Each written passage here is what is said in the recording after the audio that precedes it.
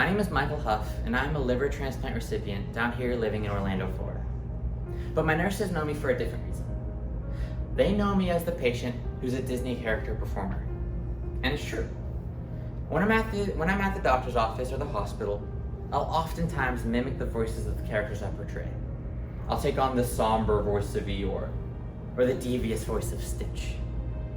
I do it for both the fact that it helps me relieve that stress and anxiety I feel, but occasionally it'll also get a laugh from one of the nurses. And those smiles, those laughs, those giggles, ultimately would allow me to understand that everything is going to turn out okay, even if it doesn't look like it. You see, I was raised with the belief that hospitals are places where bad things happen. And if you'll let me share my story, I think you'll understand why. When I was 15 years old, a freshman in high school, my mother grew incredibly sick. After we readmitted her to the hospital, we spent the following months being transferred from hospital to hospital, medical clinic to rehab center, all the while watching my mom grow more and more sick. She endured fevers over 105 degrees, seizures, ultimately leading to loss of her consciousness and then her life.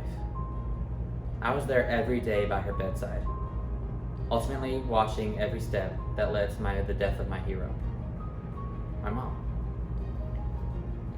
After her death, we found out that my mother was diagnosed with autoimmune vasculitis. At the time, I didn't necessarily understand what that condition was.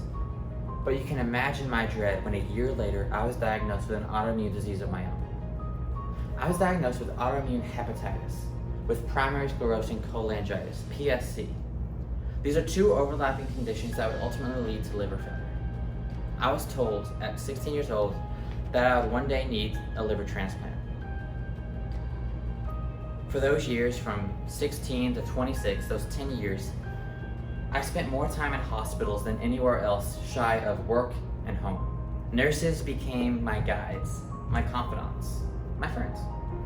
Anytime I felt sick, they would help me feel better. Anytime I was sad, they would help me feel joy.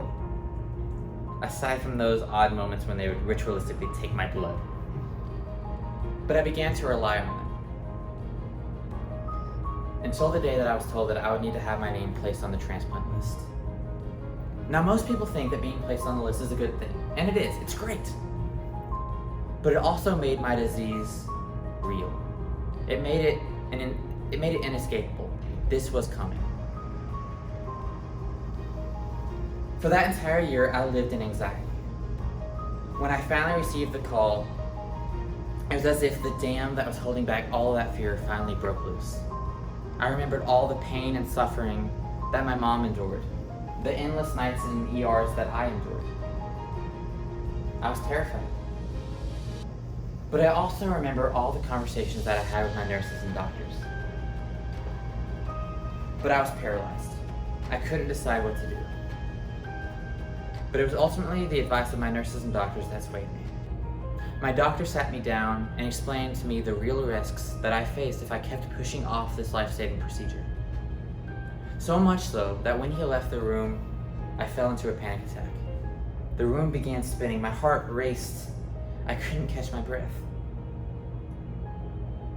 This was the first time that I was truly overcome by fear. I didn't know what to do.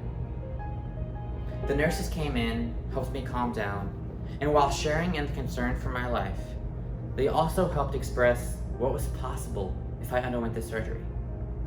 And that gave me the confidence to finally make my decision. The day I finally received my liver transplant call, my procedure was scheduled for 11 p.m., 12 hours after I got the call. That entire day was spent calling my friends and family, taking care of as many business matters as I could. Bills, rent, work. I was trying to stay calm, and the only way I was able to was thanks to the confidence of my nurses. They allowed me to understand that things were going to end up okay. And they did.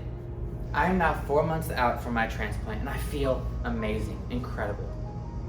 Now, while I understand that most of my physical transformation is thanks to those nurses and those doctors, I know 100% that my mental and emotional recovery is because of them. Their empathy, their courtesy, just their calming presence. My goal for this second chance at life is to make just half the impact that those nurses, doctors, and medical staff had on me. Because now I know for certain that good things and great things can happen at hospitals as well.